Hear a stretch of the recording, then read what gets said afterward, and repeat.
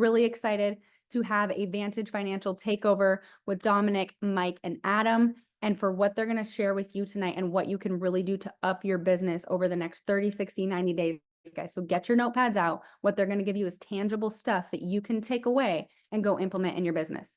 Dom, you got me? I got you. Thank you. You're welcome. Yeah, starting off, get that notepad, pen and paper out. Because what these guys have been able to do in the past 6 months for Adam and 3 months for Michael, writing 30,000 consistently is huge. Throw a 30,000 in the chat right now if you're excited to find out what and how they do what they do. So you guys here with me, Mike, Adam? I'm with you. Yes, sir. Awesome. So starting off, kind of introduce yourself. You guys are brothers, obviously, which is cool. But starting off, how long have you, or what were you doing before this? Start with you, Mike. I was in phone sales my whole life. I was in a bunch of different industries, everything from merchant cash advance, debt settlement, a little bit of investment banking. Things weren't really working out, you know. Some of them felt like a dead end job. Adam was showing me what he was doing with you guys in the 3 months prior to when I got there. And he's like, dude, if you're struggling at the other stuff, like come over here. You're gonna do a lot better. Because for the amount of time you're putting in, for how hard you're working, it makes a lot more sense. It's a way better use of your time, and I couldn't agree more. Awesome. And Adam, you as well, because you were in sales for a while. What were you doing prior? Yeah, so pretty much after I graduated Florida Atlantic University with a finance degree, I was struggling pretty hard to get a job. So I looked into health insurance to start. And pretty much with health insurance, I was doing private healthcare. It was a decent gig, but I was working 80 hours a week, pretty much just really working 24/7, didn't have any free time. And the one thing that I hated about it is I was working for someone else. I wasn't really building a business. I wasn't really working on something that I could scale and make a lot of money with. I was kind of just working 80 hours for someone else. And I absolutely hated that it wasn't something that I could see myself doing long term. And it wasn't something that's really building my own business. It's really like there's no issue with working 80 hours a week. It really just comes down to if you're doing it for yourself or if you're doing it for someone else's good. And so pretty much I did health insurance for about 7 months and then got really sick of it and then moved over to Family First with life insurance and never looked back. Awesome. And clientele on both of those, an overall process, would you guys agree that this is a much easier process compared to what you had to deal with prior? Yeah, the sales cycle's super quick. You're not spending hours on the phone with somebody, you know. I mean, if you do, I mean, you're running a couple different applications. You're trying to get them approved. That's understandable, you know. But yeah, you could sell a guy in 7 to 10 minutes. I mean, I've sold a guy in like 5 minutes before. It was really, really quick, but it's totally doable. This is an industry where you could close 10 sales a day. If you got good leads, it's very doable. It's very possible. If they're high intent, if they're people that are like interested, you know, there's no reason that you can't do it. And even if you're calling leads that are $2.75, you could still make money off of those. I closed one today for like $6,000 in annual premium. It was a lead I bought for $5. It was aged. It was from months and months ago. So let's hope it pays, but Awesome. And Yeah. take me through, because we want to figure out how you guys got to 30,000 so quickly. And I think that always comes down to daily routine. So yeah. what time are you starting? How much are you guys dialing? What's that look like for you? So it varies. I mean, sometimes I'll start my day 8, 9 a.m. The latest I'll usually starts 10. But I'm usually on the phones by 9 and I'm already like calling people up, calling carriers, trying to figure out what's going on.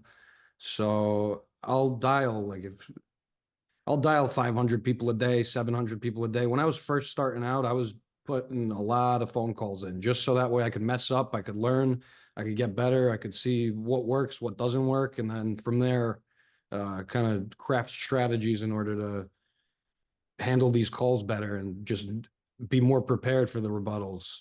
Be more prepared for if I know a client's going one way, let me grab their attention real quick and try to reel them back in. Yeah. And I pretty much started, I try to get into the office right around 8, 8:30. and kind of make sure that everything's lined up, everything's good, my calendar looks good, any sort of carriers that I have to call, make sure that's all straightened out.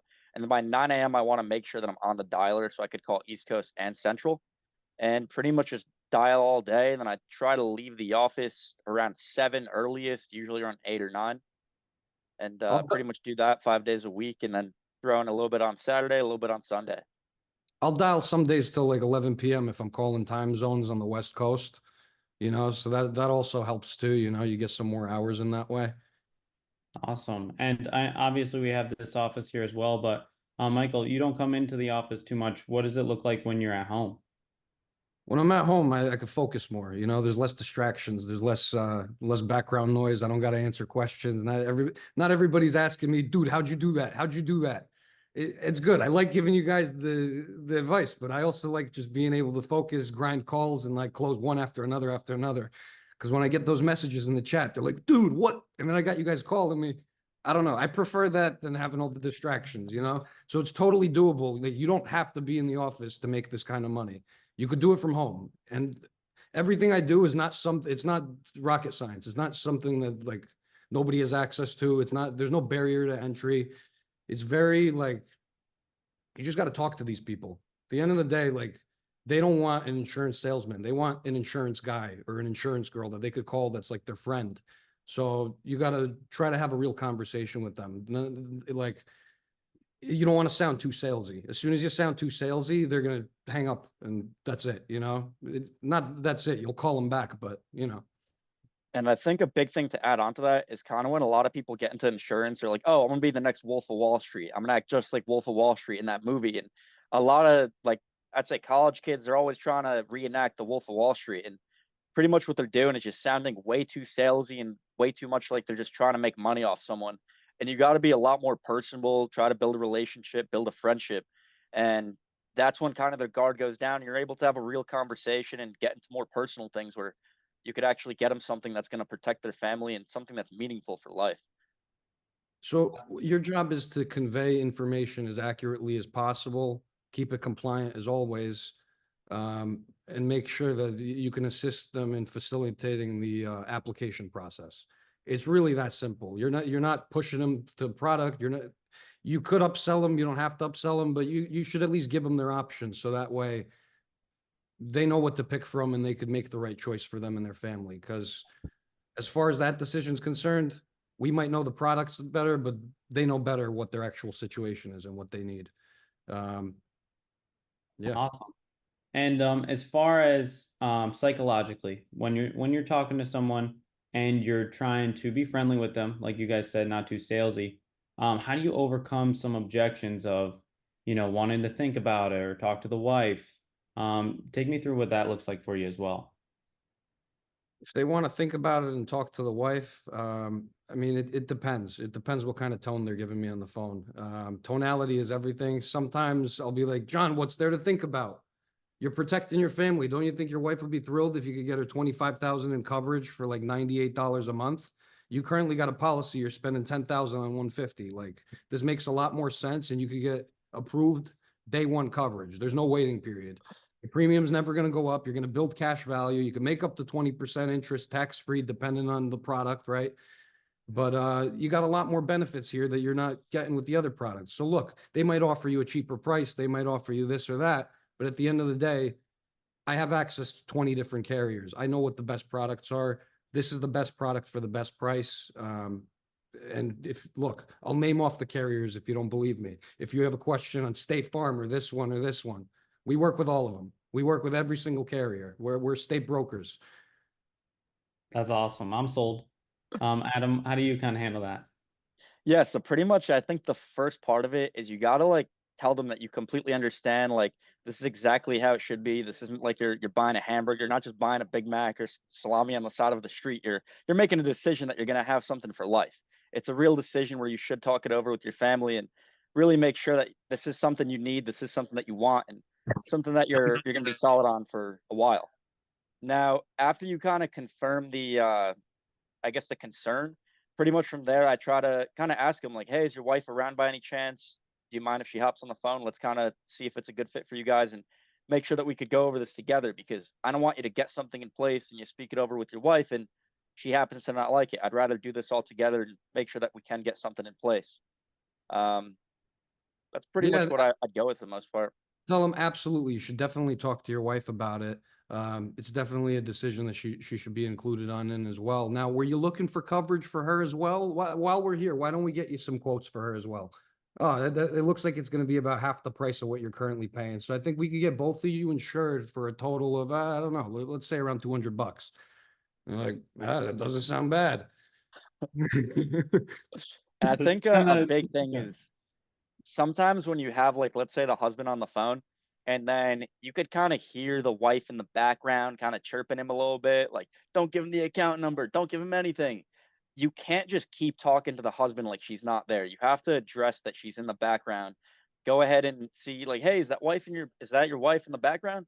And they're probably gonna say yeah, and be like, hey, is it okay if I speak with her? I don't want to be rude. What's her name? And then kind of address her concern. Go ahead and give her like, shoot her all your credentials via text.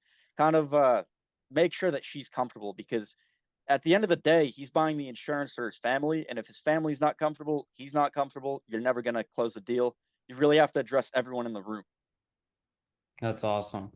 And when we talk about selling as well at a high level, how do you guys concrete those sales as well? Because we know that's a huge thing we want to address, to make sure that they're staying on the books. So how do you kind of concrete that after the sale's done? I'm very personable with them. I tell them, look, if you ever need anything for you, for your family, I'm the guy that you call. You call me. I'm going to give you my direct line. It's the same phone that my wife and kids call me on. Like, you call me anytime. You could call me 11 o'clock at night. It doesn't matter. I'll answer the phone and I'll make sure that if you have a claim to file, God forbid, we'll file that claim. But I hope we don't have to hear that, right? I hope that you live forever. Yeah, and I think a couple of lines that are just pretty simple that I go over and make sure I say on every single application is pretty much one, just telling them, hey, look, once you get that policy packet, I want you to go ahead and give me a call so we could go over everything together, make sure it's a good fit for you, a good fit for your family, and also make sure I'm doing my job well, answering any questions and concerns that you may have. And you want to reiterate to them that, look, I'm not just going to be your guy for today. I'm not going to give you a policy and you're never going to hear from me.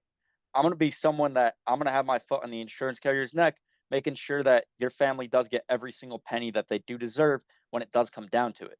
And you have to kind of reiterate that you're not just some random guy that's selling them a policy and they're never going to hear from you. You kind of want to build a relationship that, God forbid, something were to happen to them, their family is going to call you. You're their guy. Like, you are the person that is in charge of making sure their family gets paid. Um, Also, at the end of the application, once you kind of get everything approved, you let them know, congrats, all that. I usually like to send them a text kind of just with the policy number, brief overview, how much it costs, when's it's effective, just so that they do have something in writing before they get that policy packet. Because at the end of the day, you pretty much sign them up for something. They don't see too much in writing, and then they're waiting, give or take, about a week or two to really receive something. So you want to make sure that you could at least send them a text that they have something in writing to make sure that they are looking at something in writing while they're waiting. Because it is a little weird that you kind of sign up for something, you don't see anything for 2 weeks for that policy packet. And then also at the end of the call, I also want to reiterate that they should give me a call as soon as they receive it, so we could do that policy overview together. Awesome. So with you guys as well, and with selling at a high, you guys have a lot of discipline. I know, Mike, you said you make 700 dials. I think, how much did you sell today? 12,860. That's off of 3 different deals. 2 of them were final expense. The 2 for final expense was 9,763, and the smallest one was actually an IUL, which was for $3,000. Wow. Yeah, It's a record day. That is Yeah. record day. today was a good day. And as far as discipline goes, because it's not every day that you want to, make 700 dials. Adam, you're dressed to the nines every morning. It's not every day you want to do that. How do you overcome when you don't want to do it, but you have to? Yeah, I mean, honestly, I had that health insurance job for 7 months. And when open enrollment hit, I was literally working 80 hours a week. I had to wear a tie, I had to wear a jacket. And it was like brutal hell. But it really taught me what, like, working, like really working your ass off is. Because most people, they say they're working, they're doing everything they can, but they're only putting in 50 hours a week, 45 hours a week. But you don't really know what, like, working working yourself off until you really go and work 80 hours a week, like nonstop. And I did that for probably 3 months straight for open enrollment. And that kind of taught me the work ethic and the grind of what's really possible. And I think at the end of the day, everyone is capable of doing more than they really think they are. You kind of got to push yourself and really try to stay consistent. Maybe write down your goals, write down that you are going to hit this. And that's kind of what pushes me, is making sure that I just hold myself accountable. And I want to make sure that I can hold myself accountable so that anybody that I do talk to, it's kind of like I set a standard where they should be holding themselves accountable. And personally, I just don't really like working with people that aren't accountable, because it's almost like human nature that you should be accountable in business. And that's how you have a team and have people rely on you. If you're not accountable, then you can't expect anyone else to be. What held me accountable is I got bills to pay. You know, my bills aren't going Yeah. to pay themselves. The government's not going to give me a free handout. Eventually those bills are going to increase. So I need to put in the work. There's no excuse around it. You know, it's, yeah, like more dials, more sales. It's really, that's the equation. It's very simple. Yeah. And No at the end of the day, hand-waving. like, I like good food. I like a lot of expensive things. And for me to kind of, a lot of people tell me like, you should save money, you should save money, you shouldn't go out, you shouldn't eat food, you should, or I mean, eat food, but not like no sushi, just keep it easy. And I'm like, honestly, I'd rather spend the money, just make more money. Like, you have the ability to make more money, you might as well, and just keep your expenses high. And That's that's kind of the way I think about it. awesome. So going into how you're able to write that much lead wise, what's an average month look, or even break it down? What's a week in lead looks like? Is it comfortable? Is it uncomfortable? Take me through that as well. Uh, at first starting out, I kind of dumped a bunch of money into leads just because I make a lot of calls. Like I need the lead flow. Otherwise, most of my day is just going to be sitting there. So I maybe spent 10,000 on leads my first month. But with that, I mean, I closed maybe 30 that month. The next month, I closed a little bit less, maybe spent 29 on lead, or sorry, maybe spent 5,000 on leads, but netted about 29. Right. So, yeah, I made about 25, yeah, 25,000 there, around 24. Right. Nice. The leads I'm buying, I buy all kinds of different leads, 75-cent leads, $2 leads, $40 leads, $25 leads, all different lead sources. I mix it up just because, I don't know, I kind of like it. Every call is a little bit different. I approach everything. I got an unorthodox approach where I kind of approach every call as if it's its own thing, you know? I know what's on the script. I try to follow the script. I don't follow the script. That's like I wing every call basically. But I make sure that it's completely compliant. We're doing everything that's, you know, by the book. Just you got to make it your own, you know, you got to make it sound like it's coming from your heart, you know. You don't, this is a heart sale. This is like an emotional thing for them. Nobody wants to think about mortality. It's like an uncomfortable subject for some people. So if you're able to convey information to them in a way where they enjoy speaking to you and it's fun to talk about and they're not going to want to hang up the phone on you, then that's a good way to do business with them. You know, they're going to want to keep talking to you, keep doing more business. They might refer some friends, you don't know. But no lead is a bad lead, you know. It's, and no rebuttal. A rebuttal is just an opportunity for you to understand more about their situation and understand exactly what they're looking for so you could find an option that fits. Awesome. Adam? Yeah. And as far as myself, I'm spending, it all really depends on the month, anywhere from like 4 to 8 grand a month on leads. Um, as far as that goes, I kind of try and spread out where I'm getting my leads, just so I could kind of get like an overview of the lead market and not just go to one vendor. Because what I've kind of realized is a lot of the lead vendors, some of them are hot and they get cold. There's a new lead vendor that comes out and it's always just a new market. So I try to kind of spread out where I get my leads and not get them from one individual place. And that seems to work best because it kind of allows me to not have like a bad, I guess, bad month or a bad couple weeks if I'm stuck on one lead vendor and that lead vendor decides to go down. So I think the best way to kind of have your leads is kind of just spread out. Make sure that you get your leads from a couple different vendors so that you always have an option, always a backup plan A, B, and C. Awesome. So there's no magic lead vendor, no just one that works for both. Nothing. All Yeah, of them are pretty good. much. Yeah. I sold 3 different leads today from 3 different lead vendors. So they all work, you know? And I think That's the huge. biggest thing is with your leads, you have to work your leads. Calling them like once, twice, 3 times, it's not enough. Like you should be hitting each lead, give or take about 10, 20 times. Like there's so many times that I've closed a lead where they've probably told me no the first 5, 10, 15 times. I have one lead, I think it was 26 times I called him, and then what do you know? Bada bing, bada boom. I slammed the lead, I slammed the deal, and you never know. It could take 26 calls, but it happens. So you really got to work your leads. I think that's very important because a lot of people, they buy leads, they would, I don't know, call them once, 2 times, 3 times. They go to voicemail a couple times. They pick up once. They say, I don't want it. I'm not interested. But at the end of the day, someone could just be in a bad mood. Somebody could be, I don't know, too busy in the car driving. I don't know. They got a, I don't know, bad morning, no coffee. You never really know. So just because someone says no 1 time, 2 times, 3 times, it doesn't really mean much. You just gotta keep on calling them. Never stop. Don't To take no work as an answer. to work your leads even better, you should also take notes on every single client, where they hung up as you were saying whatever you were saying, know what threw them off guard. Try to figure out the reason that they got you off the phone, and then figure out something, like do some research, try to find something that's attention grabbing, and be like, all right, that's definitely something that you're interested in. So like, what are we doing here? Are we doing an application? It's only going to take you 5 to 7 minutes. If you don't got 5 to 7 minutes, we could tell me when you got 5 to 7 minutes and we'll get it done. That's And awesome. one thing to go along with that, with writing notes, what I like to do is let's say you get like a little bit personable with them. They're like, yeah, my son plays tennis. My son does whatever. I don't know. I work at an oil factory. I don't know, whatever. You want to make sure that you could write that down so that the next time you get on a call with them, you could ask, hey, did your son win that tennis game? Hey, how was your day at the oil place? Whatever. Like you want Did to he make end it up more buying a new personable so that car? they know. And the biggest thing is like when you do that, it makes them know that this isn't your first time calling them. You had a conversation before. It was a little personal because you know this stuff. Because not everyone that calls them knows that their son plays tennis or anything about their life really. But if you get kind of the inner details, that shows that not only do you know them, but you've spoken with them before and you did get personal. That's awesome. And obviously you guys, you have a very high skill level of sales knowledge for someone. And that honestly, I think that's why you guys are okay spending the lead money, because you're working them hard enough and you're confident in your abilities.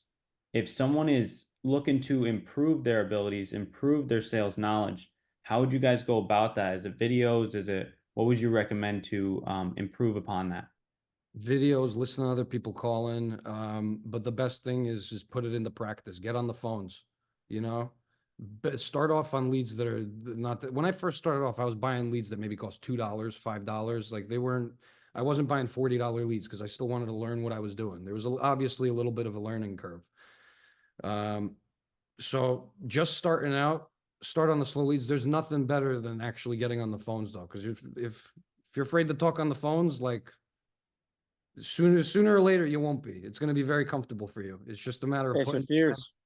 It's like practicing a musical instrument or practicing anything. Like the more time you put into it, the better you're going to get at it. Yeah, I agree. And I think the biggest thing is really just getting on the phone, dialing a lot, dialing a heavy, and pretty much, let's say in the beginning of the day, 9 a.m., 8 a.m. in the morning hits, you're like, all right, today I'm going to make sure I have at least 200, 300 dials. And I want to do that for the next 2 weeks. And I promise you that if you put something in writing in front of you and you make sure that you hold yourself accountable to hit that goal, that's going to change a lot of things because in reality, selling on the phone, it does have a pretty big learning curve. And it's not like somebody could just get the hang of it within a day. It does take some time. Some people, they get the hang of it quick. Some people, it takes them a month, 2 months. But at the end of the day, what's going to help you the most is pretty much just dialing yourself and practicing. And then what I'd also recommend is you kind of have to be obsessed with the sales and insurance to really master this and get really good. So I'd watch a lot of YouTube videos and pretty much just when you're in the car, instead of listening to music, just throw on a YouTube video, podcast of someone that's kind of just talking about insurance sales and how they overcome objections, how they pitch. And FFL is constantly releasing content 24/7, and it's all really good content to watch. So that's what I'd kind of recommend when you're not dialing or maybe at night. It's a good way to kind of learn passively. That's awesome. So I know you guys wanted to open it up here in a few minutes to a Q&A. Just write in the chat some questions there that you want to ask these guys. and we're going to pick a few out. But as those gather there, name me some goals you have going into the fourth quarter here. We got 4 months left. What are some tangible goals you guys are looking for? I want to refine the process. I want to do every day, 10K a day. I mean, it sounds unrealistic, but today I did 13. So if I could keep having days like today, if every day is like today, we're going to be in good shape. Yeah, I think my goal overall is to pretty much just consistently write 30K, and I want to get my agency to, I'd say minimum 100K by the end of the year, but my real goal is probably like 125, 150 a month. That's awesome. And honestly, both of those are obtainable if you want them to be, right? Um, so yeah, we'll open up a few questions if any are in the chat there.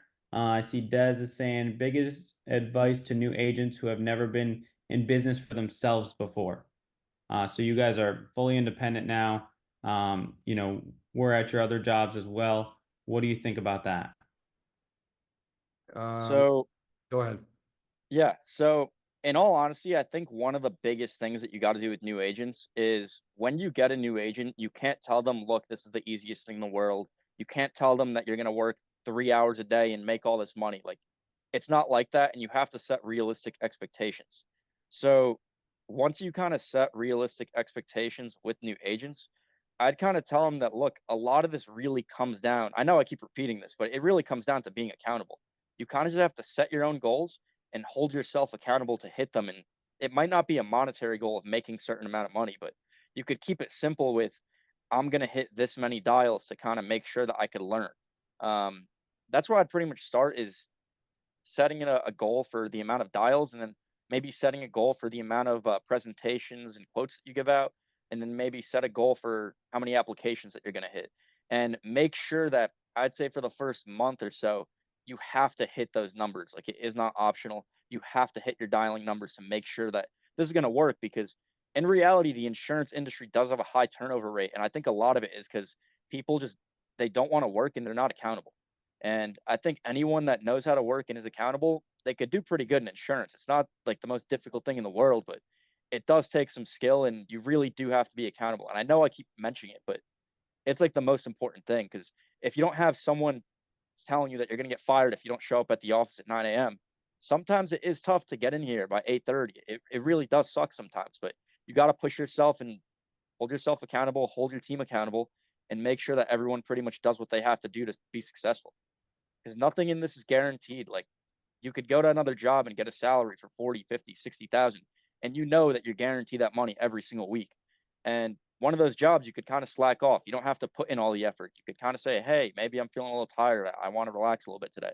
But with insurance, it's something where you pretty much just have to always stay accountable, always have your foot on the pedal, and just nonstop grind and I make sure like that you are hitting your goals. I like the unpredictability of it all, It's pretty predictable once you've mastered your craft and you know what you're doing. Like, obviously the leads aren't going to call themselves. And if you're calling the leads, like you're buying them, you might as well call them. So it's only going to work out if you put in the work. Awesome. And I saw one in here for pretend it's your first week. What do you do as a new agent? How do you get to where you're at now, starting week one? What do you focus on first? Yeah, what are you learning, Yeah. You want to go ahead? Yeah. Well, what helped me most with that when I was first starting out is, where do I go if one carrier gets declined? If this carrier declines this client, where's the next best option? And just bouncing between these different applications. At a certain point, I figured out that all these applications basically look the same. They might vary a little bit as far as their order or what exactly it contains on the application, right? But the only real difference, or a helpful piece of advice when you're doing this application, is I like to disengage the client at some point.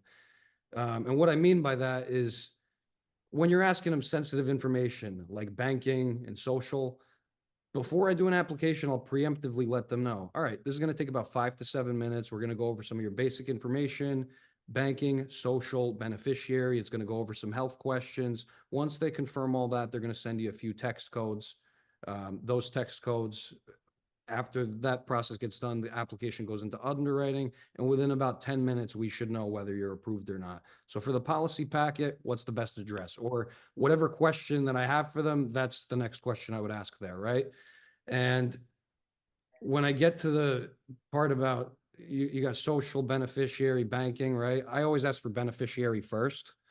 That's not always the order that it's on in the application, but beneficiary gets them talking about their family, gets them like, thinking about like, hey, who's this really for? At the end of the day, who's going to be the one who benefits from this? And who are we actually going to be helping to protect the futures of, right? So then once you're done with that, you get into social, and then you get into banking, and it helps. It definitely helps just building a little bit more rapport, because these people, a lot of them haven't met you before. Maybe this is the first time you're reaching out to them. Maybe they filled out an online form. Maybe they didn't, or maybe it was from a really while back, like they don't remember it. So Yeah. you Just kind keeping of it got casual. you got to keep it super casual with them. Yeah. And were you And always confident on the phones as well? Or is that something you had to build up?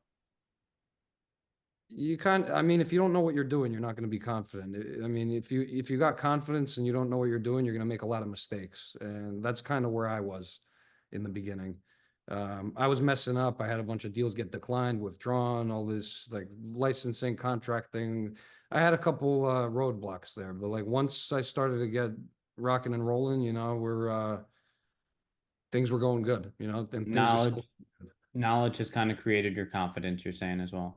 Yeah, knowing the products, knowing, all right, if this happens, what's my next best option? You got to always have a plan B, and for your plan B, you always got to have a plan C, and so on. I like to set their expectations in the beginning of the call and be like, all right, here's best case scenario, here's worst case scenario. And worst case scenario isn't usually the worstest case scenario. It's kind of somewhere in the middle. Yeah, just really Yeah. depends on what we could get them approved for. Awesome. Adam, what do you do starting off Yeah, week one? so I think one of the biggest things is when I first started, I used to get an obnoxious amount of social objections and banking objections. And I think one way where pretty much now it's fairly rare that I get one of those, maybe 1 out of 10 applications, I get one, maybe 2 out of 10. But one of the biggest things that I started doing was pretty much preparing the client for an application. Because if you think about it, when you have someone on the phone and they don't see anything in front of them, and you're asking them for a social and banking information and all this, like there's no way in hell that I would ever give someone that information if I don't see anything on paper or like anything like that. I'd be very sketched out. So one of the things to kind of handle that is I always prepare them for what's on the application. And just to kind of go through that, I pretty much tell them, look, there's 4 parts of the application. It's very simple. The first part is basic demographic information, just going to be name, address, phone number, email. They are going to ask you for your social. The reason why they do ask you for your social is because that's how they match up the death certificate to your policy to make sure your family can get paid out. The second part is going to be give or take about 20 medical questions. Nothing crazy, just asking you if you ever had any sort of heart attack, cancer, COPD, dementia, anything like that. Just making sure that you're healthy enough to qualify for the policy. The third part is going to be your beneficiaries who you'd like to leave the money behind to. I'm assuming that would be your family. And the last part is just going to be a form of payment, just a routing and account number so that the insurance company knows where to draft the payment from on your effective date. And then once you pretty much hit them with that line, one of two things is going to happen. They're going to be like, okay, let's do it. Or the other one is they're going to start giving you a couple objections, but they're going to give them to you early. They're going to give them to you before you get into an application. And that's where you could kind of handle them easier because you're not midway onto an application with half their information. You could kind of address it, send them your credentials, maybe have them look you up on licensee search and make sure that they can validate your credentials and make sure that you are like a legitimate advisor so that they can go ahead through an application seamless with not too many objections. And it's a lot easier when you kind of prepare someone rather than hit them with a what's your social in the middle of an application. They're just not ready for it. Or what's your I banking information? They're not expecting that. What I do is I like to preemptively let the client know what to expect, but I don't get into a whole explanation unless they ask me for an explanation. Unless they're like, "Why do you need my social?" Well, that's how we make sure that you're healthy enough to qualify because your MIB report, which tracks all your medical records, that's what these insurance companies use to assess risk. So you're a Florida resident, born in Georgia, obviously a U.S. citizen. Pause. What's the social? That's It's pretty much awesome. automatic from there. It's bada bing, bada boom, and they give you a social. And you guys are both going to be at the lock-in here coming up, as well as the Ignite conference. So you guys are coming to that. It's going to be huge. You'll be able to learn from these guys. And you know, it's really beneficial. I went to my first one a year ago, and it's a big part of the reason why I'm still here and still thriving, because I went to that. So leave everyone here with one little tidbit, one little wrap up. Yeah, so I'll definitely see you guys at the lock-in. I hope I see everyone over there. I'm gonna drop my Instagram handle in the chat. So if anyone wants to shoot me a follow, I know that there's a couple of questions here that I didn't get to answer. So if you do shoot me a follow, go ahead and DM me and I'll answer any questions there. Pretty much it was great speaking with you guys. Marissa and Dom, thank you for the opportunity. And I loved it so far. Guys, this was awesome. I got to give a special shout out to my brother for getting me in this industry. Without him, I'd be pretty much stuck in a dead end job, struggling to pay my bills. So this guy helped change my life. Got to give a shout out to AJ Standish, Dom Scalise, everybody in that Boca office who motivates me every day, because each day I'm very competitive with you guys. I need to be the best, and I'm going to show you guys. So thank you for pushing me to be better. Marissa, thank you so much for the opportunity. Sean, Mike, you're a G. Thank you so much for the opportunity. Everybody who comes in here and puts in the work and is in here on a weekly basis, giving us the knowledge. Desiree, Digna, everybody. There's a lot of names, man. I could go through all 50 of these, but we're gonna waste the next 4 minutes of the I call have doing to it. cue the music. Rather than doing that, does anybody got any final questions for me? They could shoot them to you over Instagram. Drop Yeah, your all Instagram right. in there I'll if you put want. Yeah, put your handle in there. put my handle in there. You got it. You got it. Overall, yeah, thank you for having us on. Thank you, Marissa, for getting me to interview these guys. I hope it helped everyone a lot, and I hope you know, it's something you can apply this week. Take those notes you hopefully wrote down. If not, you know, catch the recording when it comes out. But applying what you learned here today and what you learn every day is the only way to get better. Thank you very much. You Hand it guys, over to you. you guys rock. Thanks so much. That was killer.